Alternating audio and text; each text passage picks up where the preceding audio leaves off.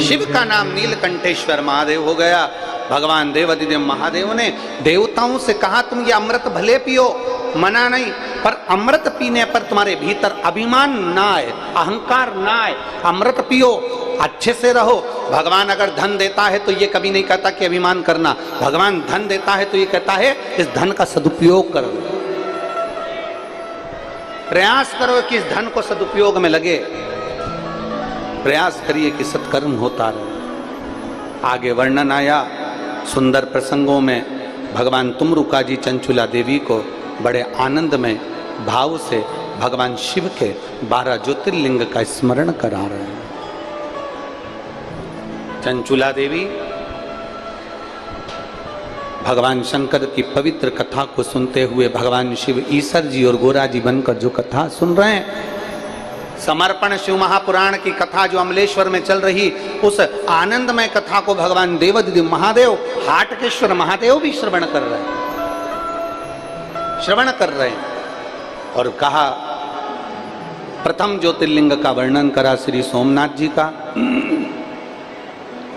चंद्र को काया का रोग हो गया और चंद्र को काया का रोग हुआ, चंद्रदेव ने जाकर देवऋषि नारद से पूछकर भगवान शंकर की आराधना करना प्रारंभ करा, भगवान शिव की आराधना करा। जैसे ही महादेव की आराधना करी, भगवान देवाधिदेव महादेव प्रसन्न हो गए और प्रकट होकर उन्होंने चंद्र की काया के रोग को मिटा दिया। शंकर जी का नाम सोमेश्वर महादेव हो गया। बोल सोमनाथ भगवान की। अगला वर्णन आया श्री मल्लिकार्जुन का। कार्तिकेय बाबा रुष्ट होकर चले गए थे, जिनको मनाने के लिए भगवान देवाधिदेव महादेव शंकर भगवान माता पार्वती जी के साथ में पहुँचे हैं श्री शैलम पर। उन्होंने जाकर उनको राजी करा। शिव पार्वती वहाँ विराजमान हुए। शिव जी का नाम सुंदर आनंद से मल्लिकार्जुन के रूप में विराजित होते हैं। बोल मल्लिकार्जुन भगवान की। अगला वर्णन आया है श्री महाकाल का। दूषण नाम के राक्षस का संहार करने के लिए भगवान शंकर 84 रूप में प्रकट होकर उसका काल बने, तो शिव जी का नाम महाकाल।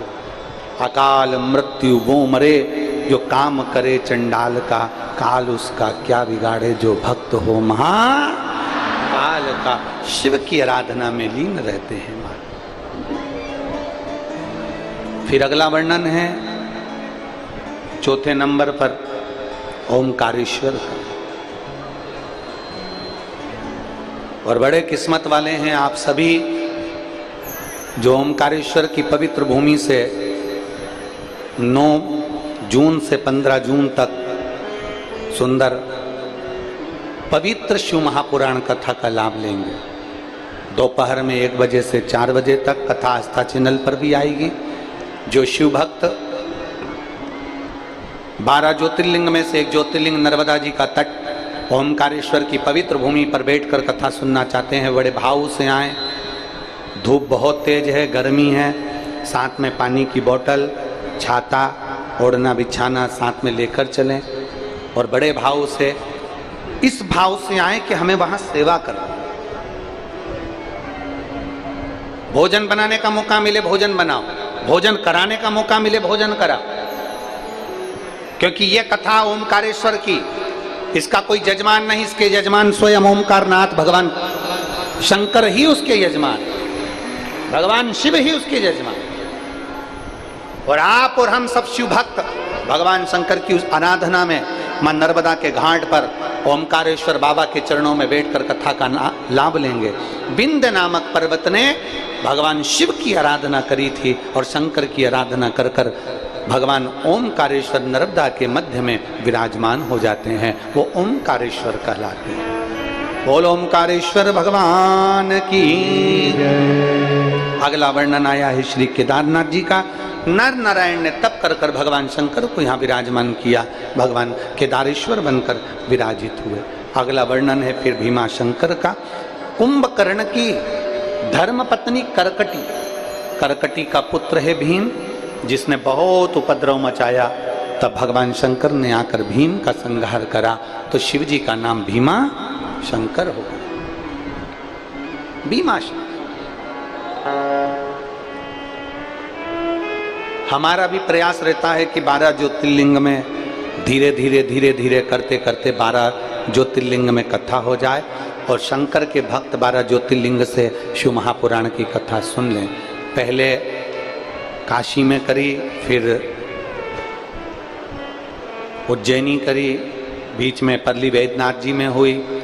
ऐसा ही क्रम करते करते करते करते फिर वापिस ओमकारेश्वर हो रही है। ये तो शिव की कृपा है, वो कराने वाला और वही करने वाला है। आप और हम तो केवल एक निमित्त है। अगला वर्णन आता है काशी विश्वनाथ। मनु शत्रुपा ने तप कर कर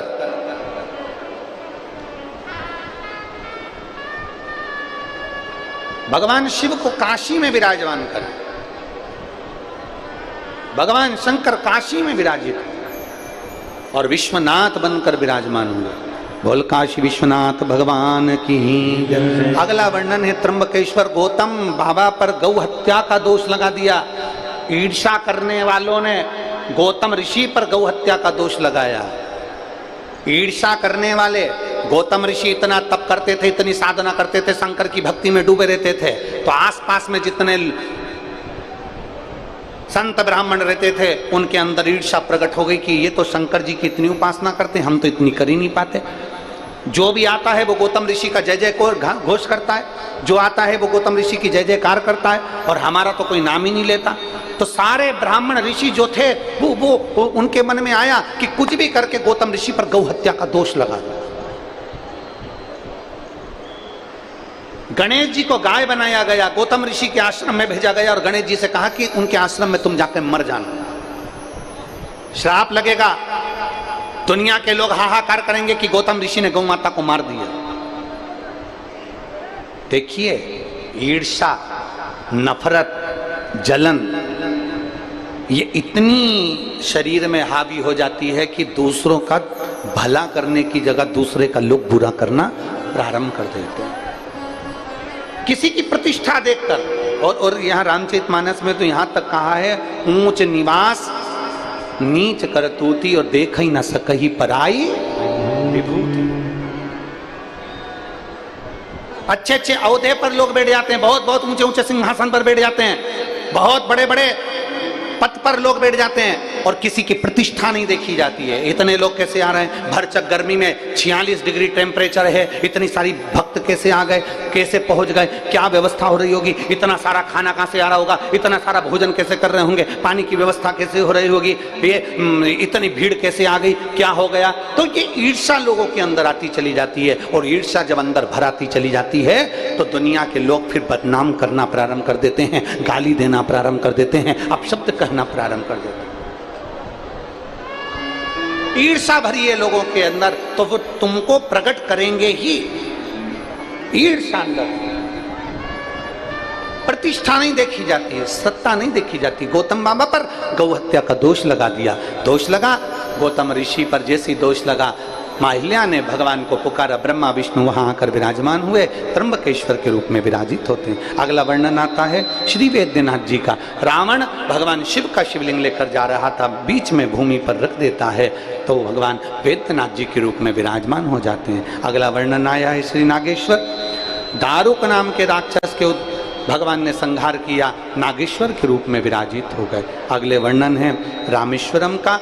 भगवान राम ने लंका पर चढ़ाई करने से पहले भगवान स्वयं शिव की स्तुति करते हैं, उनकी आराधना करते हैं, उनकी स्थापना करते हैं, रामेश्वरम के रूप में विराजमान हुए। अगला वर्णन है कृष्णेश्वर। सुधर्म नाम के ब्राह्मण की 2 धर्म पत्नियां थी, सुदेहा और घूष्मा। सुदेहा के यहाँ संतान नहीं हुई तो घूष्मा का बेटा सुदेहा को दे दिया, सुदेहा को दे दिया गया।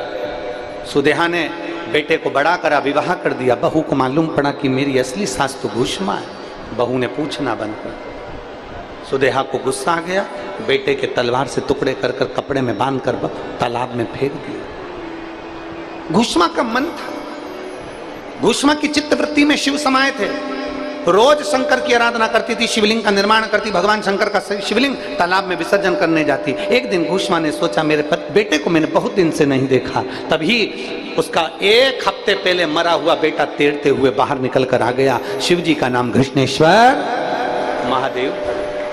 ये 12 ज्योतिर्लिंग का चरित्र भगवान देवाधिदेव महादेव श्रवण करते हैं। तुमरुका जी चंचुला देवी को कथा सुनाते हैं। चंचुला का पति बिंदु प्रेत योनि से मुक्त होता है।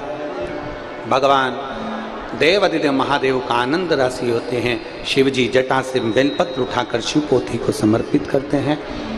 भगवान शंकर से तुमरुका जी ने वर प्राप्त किया। शंकर भगवान कहते हैं सुनो तुमरुका जी, कलयुग में, कलिकाल में जब चारों तरफ हाहाकार मच रहा होगा, हर तरफ मृत्यु ही मृत्यु दिख रही होगी, चारों तरफ हाहाकार मच रहा होगा, मृत्यु ही मृत्यु नजर आ रही होगी, तब भगवान शंकर कहते हैं तुमरुका जी, उस समय पर ये शिव महापुराण संपूर्ण भारत का, संपूर्ण विश्व का, संपूर्ण पृथ्वी का कल्याण कर रहा होगा। संपूर्ण पृथ्वी का कल्याण। ये शिव महापुराण की कथा जिस भूमि पर होगी, जिस जगह पर होगी, जिस स्थान पर होगी, उस भूमि पर, उस स्थान पर 7 दिन के लिए मैं स्वयं 12 ज्योतिर्लिंग छोड़कर, कैलाश और काशी छोड़कर विराजमान होऊंगा। जो इस शिव महापुराण की साक्षी में बैठकर मेरी प्रार्थना करेगा, आनंद से कथा कर तत्व श्रवण करेगा और दिल से अपने मन की बात मुझसे कहकर जाएगा, शिव जी कहते हैं उसकी झोली मैं स्वयं खुशियों से भरने के लिए पहुंच जाऊंगा। भगवान देवाधिदेव महादेव की यह कथा भाव से, आनंद से श्री पवन जी खंडेलवाल, श्री विशाल जी खंडेलवाल, श्री खेमलाल जी साहू, श्री मोनू जी साहू, श्री सागर जी खंडेलवाल और श्री सहयोगी में बसंत जी अग्रवाल, इन सभी के द्वारा ये पवित्र कथा का तत्व श्रवण करने को मिल रहा था अमलेश्वर की भूमि पर, जो आज कथा का विराम दिवस होने जा रहा है। भाव भक्ति से यजमान परिवार ने बड़े भाव से इस कथा को करवाया है। आज लाखों की संख्या में आप लोग पहुंचे हो। और सत्य बताएं ना, सत्य बताएं, जजमान कितने भी टेंट बढ़ा ले, कितने भी पंडाल बढ़ा ले, शंकर के भक्त की कोई कमी नहीं होती। शिव भक्त तो आता चलेगा। यजमान टेंट बढ़ा ले, समिति टेंट बढ़ा ले, पंडाल बढ़ा ले, कितने बढ़ाएगा। अगर आप आज अंदाजा लगाइए, अमलेश्वर वालों ने आज तक इतने शिव भक्त अपनी इन आंखों से कभी नहीं देखे होंगे जो आज देख रहे हैं। कितना बढ़ाएंगे। चारों तरफ गाड़ियां ही गाड़ियां। हम कहेंगे कैमरा टीम से कि आप दिखाना कि लोग बाहर धूप में छाता लगा लगा कर बैठे हुए हैं, टेंट नहीं तो अपनी अपनी चादर लेकर आए हैं, उसमें बैठे हुए हैं और कोई आशा नहीं इनकी। ये मत सोचना कि तुम्हारे खाने के चक्कर में आए हैं, कि तुम्हारे पीने के चक्कर में आए ना। पक्का शिव भक्त, उसको तो केवल कथा से मतलब होता है। एक बार आकर बैठ जाता है, 7 दिन अलमस्त होकर कथा का रसपान करता है।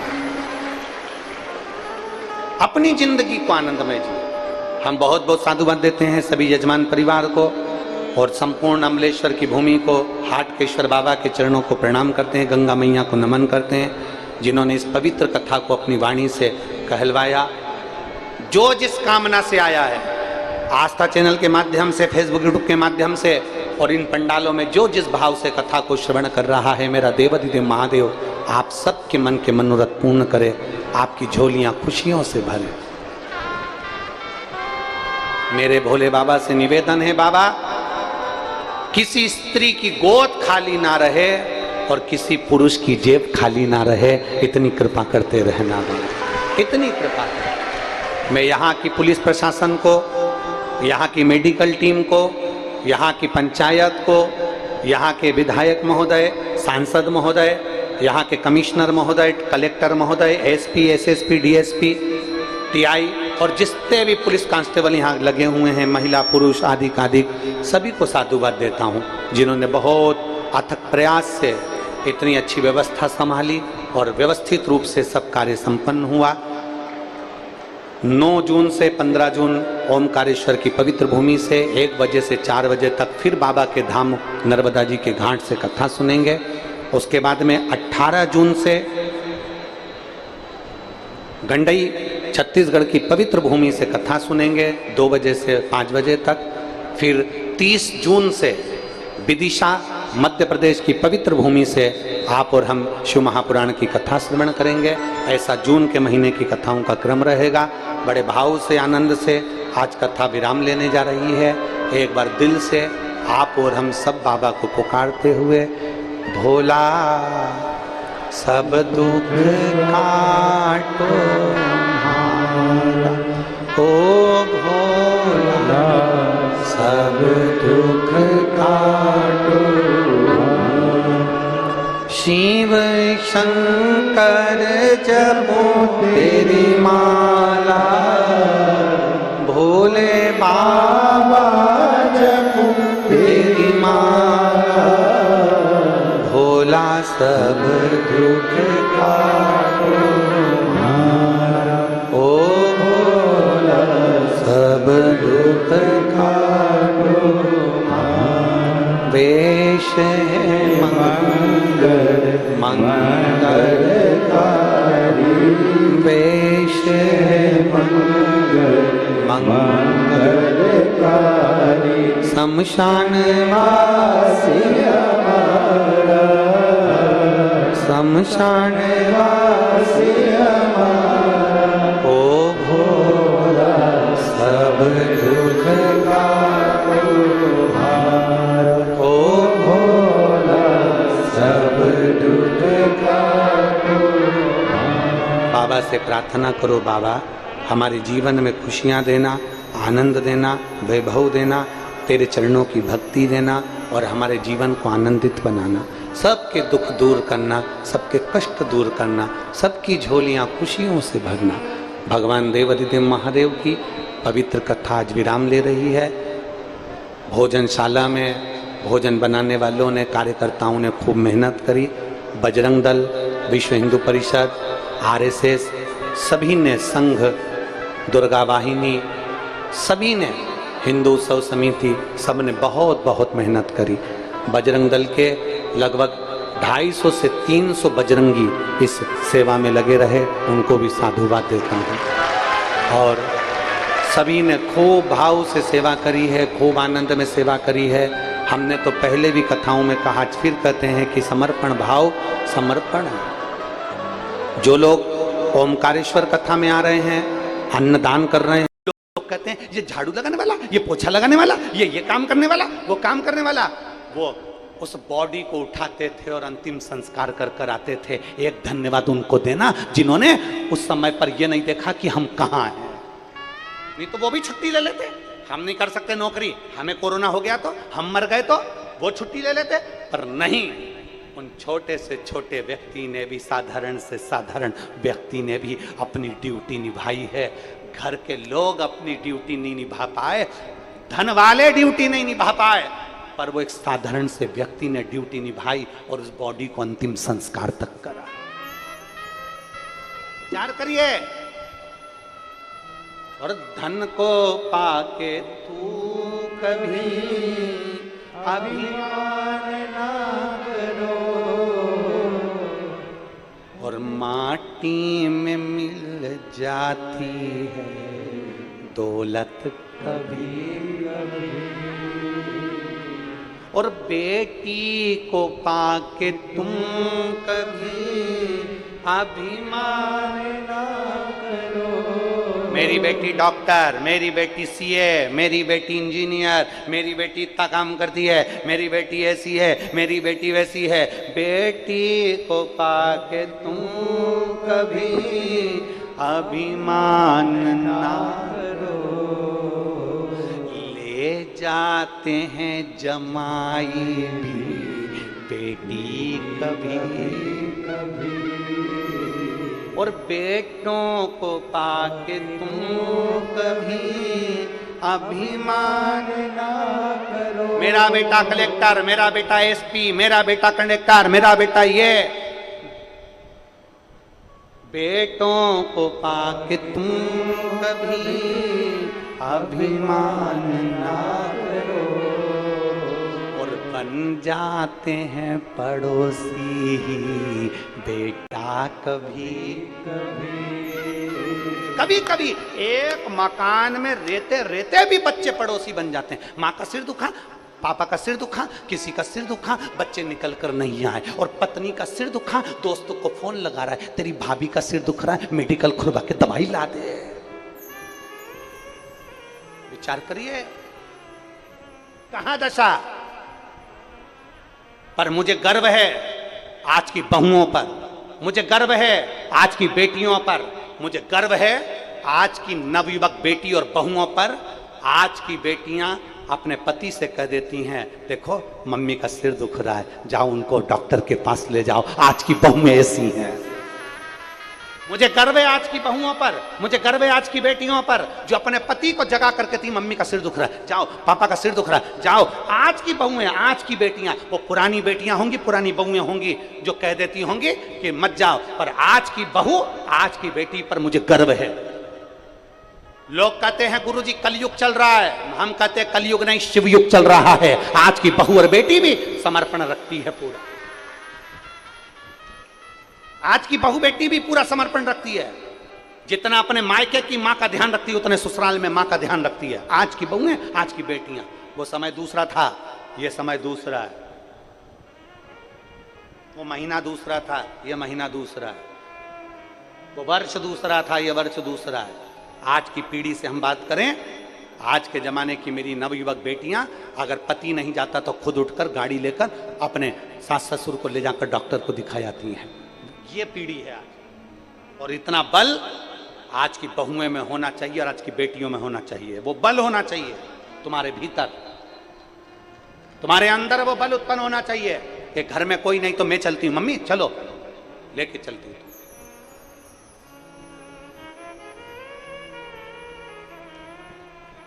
उतना बल अपने भीतर रखिए, उतना अपने भीतर।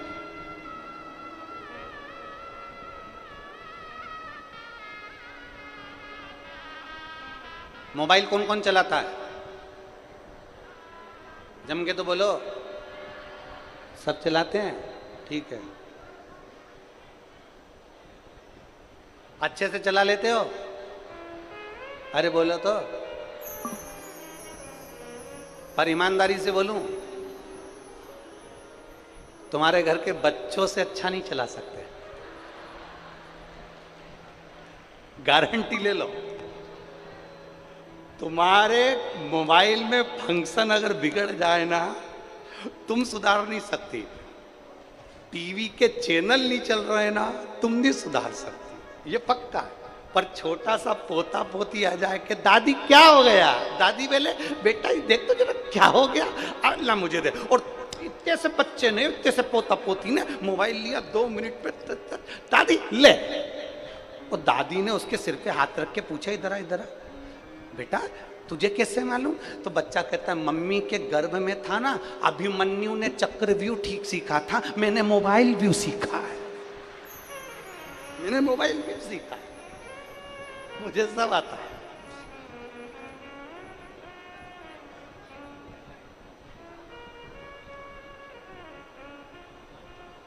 महाराज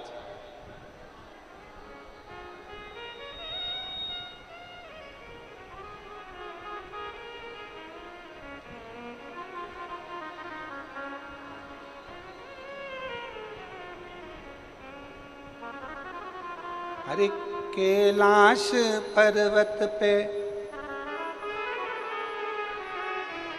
अरे कैलाश पर्वत पे चढ़ गयो रे, आज मेरा भोला सज गयो रे। कैलाश पर्वत पे चढ़ गयो रे, कैलाश पर्वत पे चढ़ गयो रे, आज भोला फूलों से सज गयो रे, आज भोला फूलों से सज गयो रे। कैलाश पर्वत पे चढ़ गयो रे, कैलाश पर्वत चढ़ गयो रे। आज भोला फूलों से सज गयो रे। आज भोला भोला फूलों से सज गयो रे। आज भोला सवर गयो। बड़े भाव से दोनों हाथों से ताली से बजाते हुए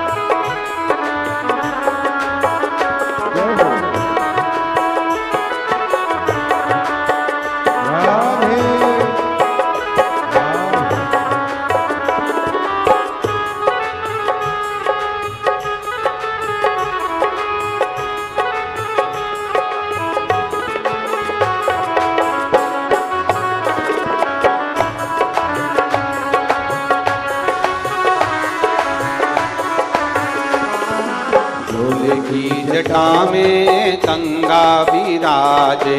भोले की आज भोला फूलों में सज गयो रे। ओ कैलाश पर्वत पे चढ़ गयो रे। कैलाश पर्वत पे चढ़ गयो रे। ओ कैलाश पर्वत पे चढ़ गयो रे। ओ कैलाश पर्वत पे चढ़ गयो रे। आज भोला फूलों से सज गयो रे। आज भोला फूलों से सज गयो रे।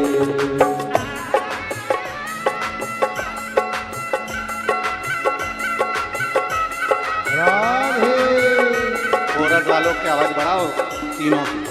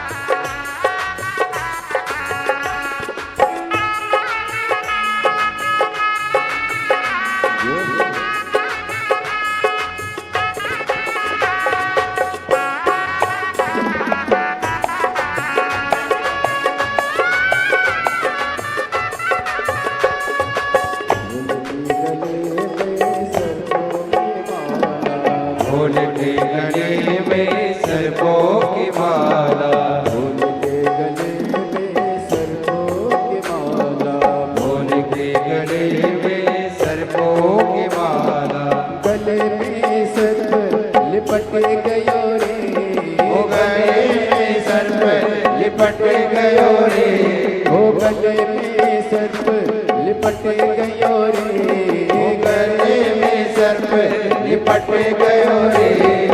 आज में आज भोला फूलों से सज गयो रे। कैलाश पर्वत पे चढ़ गयो रे, वो कैलाश पर्वत पे चढ़ गयो रे। आज भोला फूलों से सज गयो रे। आज भोला फूलों से सज गयो रे।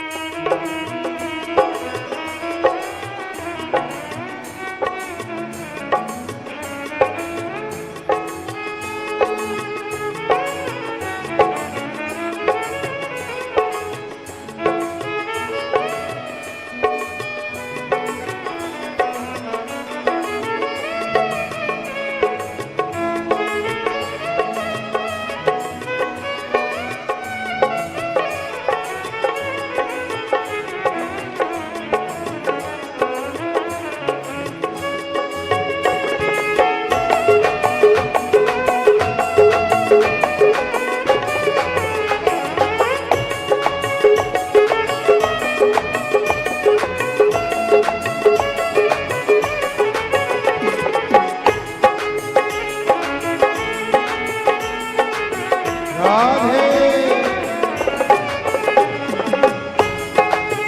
राधे।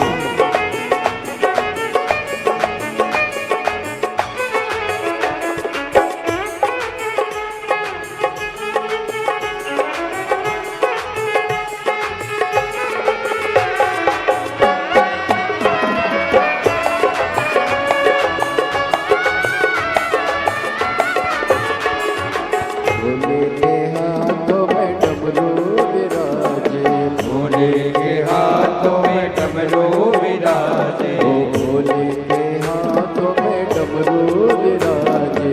भोले के हाथों में डमरू विराजे। डमरू विराजे, हाँ डमरू विराजे। डमरू विराजे, डमरू विराजे। हाथों में डमरू बाज रहा है, हाथों में डमरू बाज रहा रे।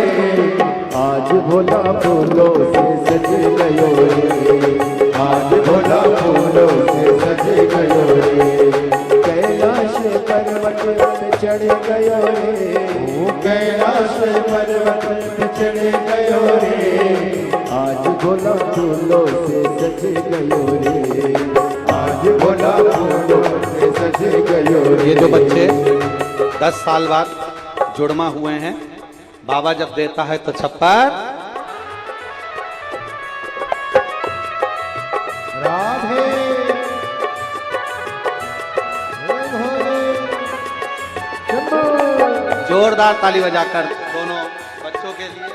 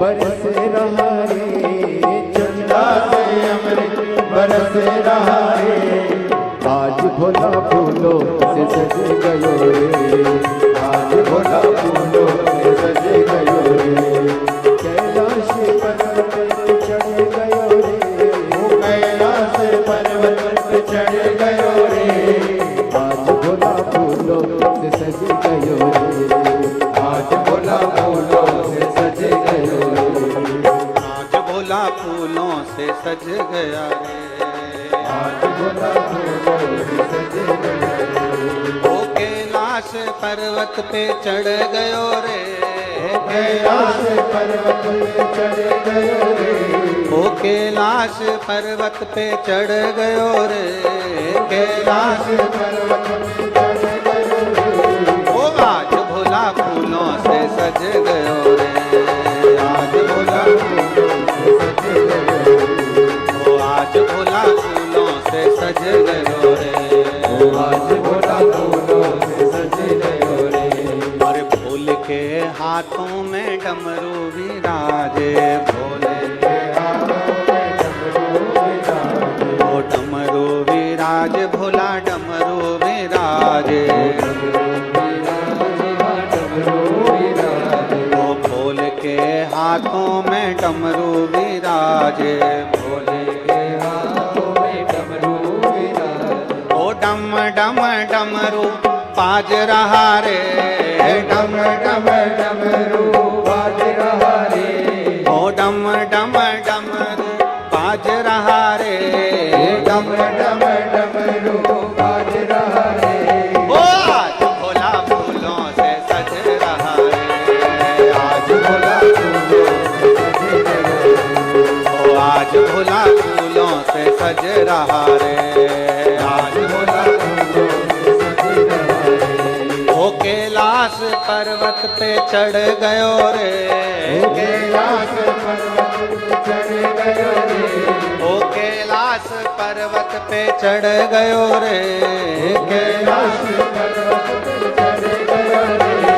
ओ आज भोला फूलों से सज गयो रे, भोला फूलों से सज गयो रे, ओ आज भोला फूलों से सज गयो रे, आज भोला फूलों से सज गयो रे, आर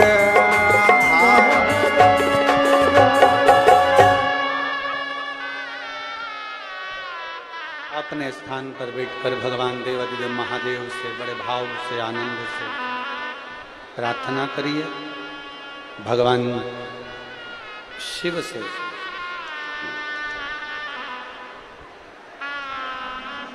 दिल से, भगवान देवादिदेव महादेव से अपने मन की बात भाव के साथ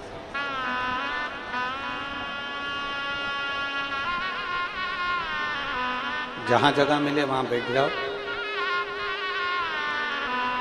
धूप हो तो अपने पास के छाते लगा लो,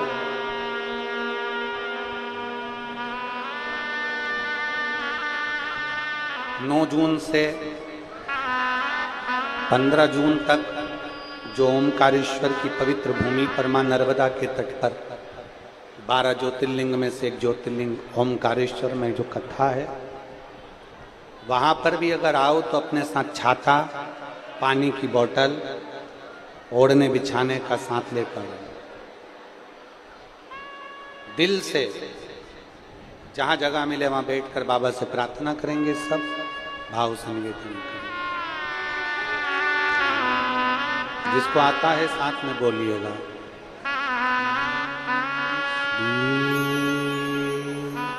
शिवाय नमस्तु, श्री शिवाय नमस्तु, श्री शिवाय नमस्तु, श्री शिवाय नमस्तु, श्री शिवाय नमस्तु। भोला सब दुख काटो ओ भोला सब दुख काटो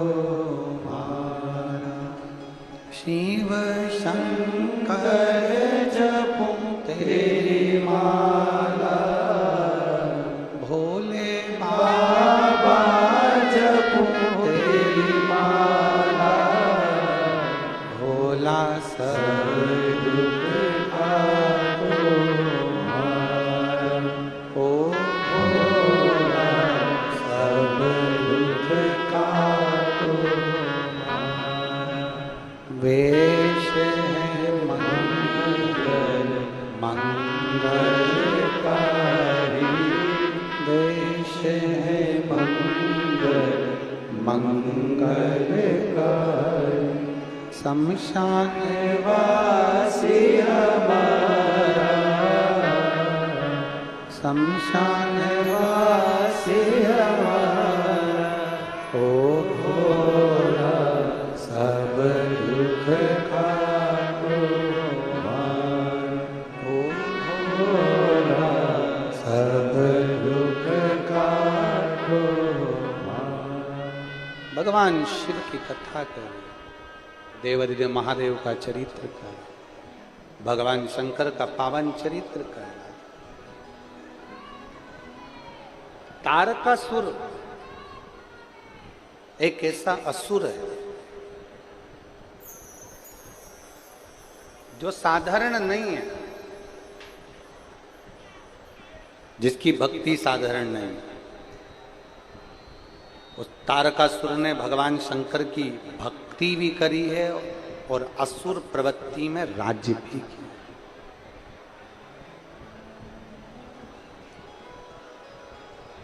अच्छा एक बात देखिएगा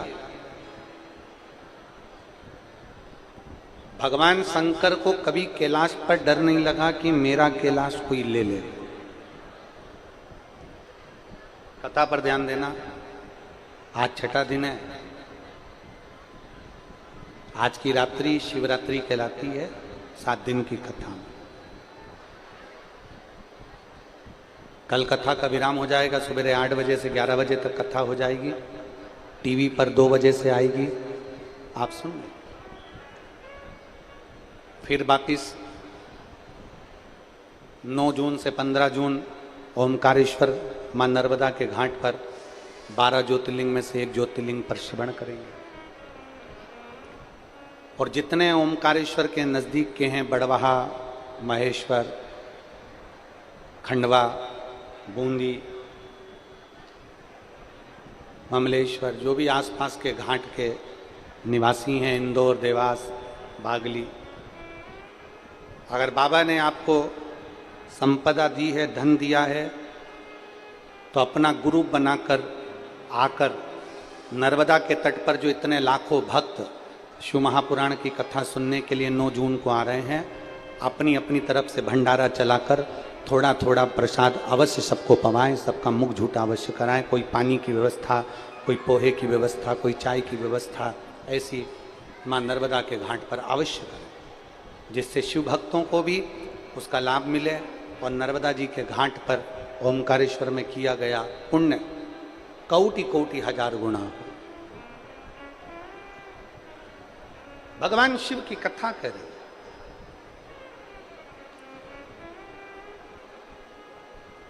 इंद्र को डर लगता है कि मेरी कुर्सी ना चले जाए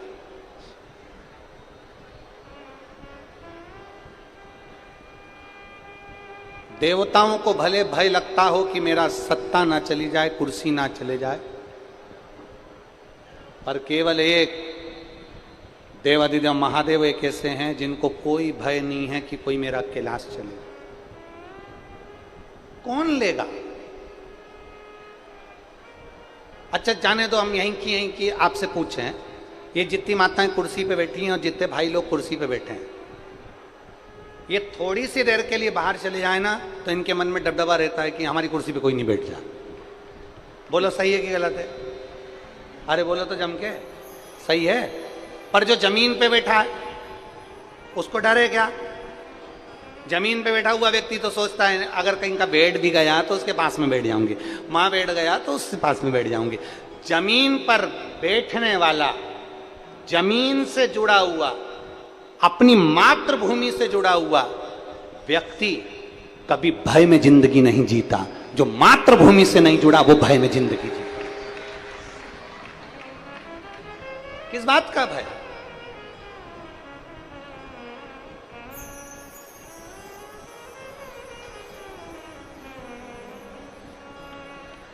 अगर जमीन पर हो तो भय क्या?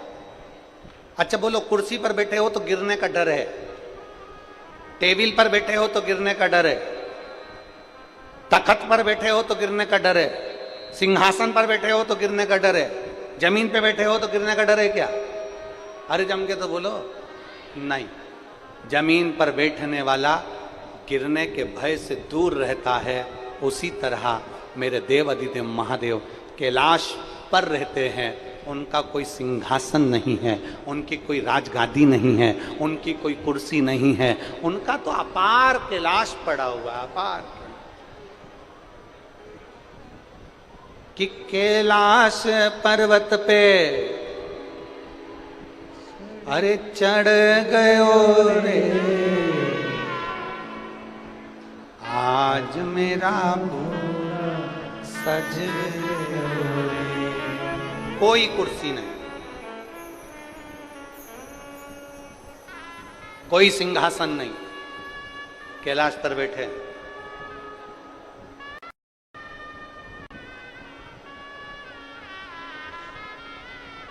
फिर वही वाली बात आ गई, चोर की नजर तुम्हारी गले की चैन पर रहती है, लुच्चे की नजर तुम्हारी सुंदरता पर रहती है, और भोले बाबा की नजर अपने भक्त पर रहती है। वो जानता है।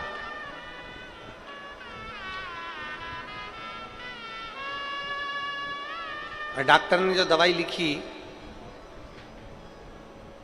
पर्चे पर, वो दवाई तुम पढ़ लेते हो क्या? अरे बोलो तो जम के। पर मेडिकल वाला पढ़ लेता है। अरे बोलो तो जम के, बोलो जरा। मेडिकल वाला दवाइयां पढ़ लेता है, डॉक्टर ने जो लिखा वो। मेडिकल वाला दवाइयां पढ़ लेता है, डॉक्टर ने लिखा वो, और मेरा भोले बाबा तन्हाइयां पढ़ लेता है, जो विधाता ने लिखा वो। मेरा भोलेनाथ ये पढ़ता है कि ये रोज मेरे दरवाजे पर आती है, एक लोटा जल चढ़ाती है, मेरे मंदिर में आती है, रोज एक लोटा जल समर्पित करती है, दुखी है अंदर से, भले मुस्कुराती है पर अंदर इसके दुख है, अंदर दुख है। डॉक्टर भी अगर चेक करता है तो हाथ पकड़कर चेक करता है, और मेरे भोलेनाथ पर जब आप एक लोटा जल चढ़ाते हो तो ये हाथ तुम्हारा शंकर के पास में जाता है। डॉक्टर भी हाथ पकड़कर चेक करता है कि इसको क्या तकलीफ है। जल चढ़ाते समय जब हम महादेव को धीरे धीरे जल चढ़ाते हैं, उस समय पर मेरा महादेव भी तुम्हारे हाथ को पकड़कर देख लेता है कि इसके अंदर तकलीफ क्या है, इसको कष्ट क्या है, इसको दुख क्या है।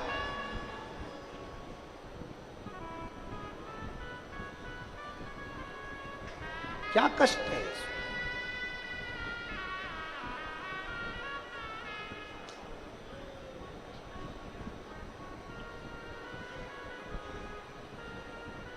जब कोई नहीं आता मेरा बाबा आता है, मेरे दुख के दिनों में वो बड़ा काम आता है। तकलीफ के समय पर महादेव तुम्हारे सम्मुख में। पर एक बात याद रखिए, तकलीफ के समय की 2-3 चीज़ें बहुत ध्यान रखो। हमने आज इंटरव्यू देते समय जब पत्रकार वार्ता हो रही थी तो पत्रकार वार्ता में एक बात कही थी कि जैसे अपने हाथ में मोबाइल होता है और मोबाइल पर हम कवर चढ़ा कर रखते हैं। क्यों रखते हैं? कि मोबाइल का कैमरा खराब ना हो जाए, मोबाइल का स्क्रीन गार्ड खराब ना हो जाए, मोबाइल खराब ना हो जाए। 50,000 का 25,000 के मोबाइल को भी इतना ढक कर रखती हो कि वो मोबाइल बेकार ना हो जाए। शिव महापुराण की कथा कहती है ऐसा ही शरीर को संभाल कर रखना कि कहीं ये शरीर जरा सी तेज गाड़ी चला ली, मालूम पड़े एक्सीडेंट हो गया, खोपड़िया फूट गई। ये पुलिस वाले, ट्रैफिक वाले रोज तुम्हारे को गाड़ियां रोक रोक कर कहते हैं कि हेलमेट लगाओ, सीट बेल्ट लगाओ, कम से कम तुम सुरक्षित रहो। और अभी तो छत्तीसगढ़ पुलिस में एक अधिवेशन चल रहा है, 21 दिन चैलेंज, ऐसे ही चल रहा है ना अधिवेशन। क्या 21 दिन चैलेंज है? बोर्ड है, हाँ, आस्था वाले जरा दिखाना। एक अधिवेशन चलाया है अभी पुलिस ने, और पुलिस ने अधिवेशन चलाया है 21 दिन चैलेंज। मतलब आप 21 दिन हेलमेट लगा कर रखो, 21 दिन आप सीट बेल्ट लगा के रखोगे तो आपकी आदत में आ जाएगा, और आदत में आ गया तो आपकी सुरक्षा बढ़ेगी, आप स्वयं उसको सुरक्षित रहेंगे। एक बार साधुवाद करिए, जोरदार ताली बजाएं पुलिस प्रशासन के लिए, ट्रैफिक पुलिस के लिए। बहुत बहुत साधु, बहुत बहुत। आप उसको क्रम जारी करो ना, अपना हेलमेट लगाना चालू करो। मोबाइल की सेफ्टी करते हो, सर की सेफ्टी करो, अपने शरीर की सेफ्टी करो। थोड़ी सी सेफ्टी जरूर, थोड़ा सा। और मत बुरे कर्म कर बंदे वरना पछताएगा, भगवान की आंखों से बच नहीं पाए।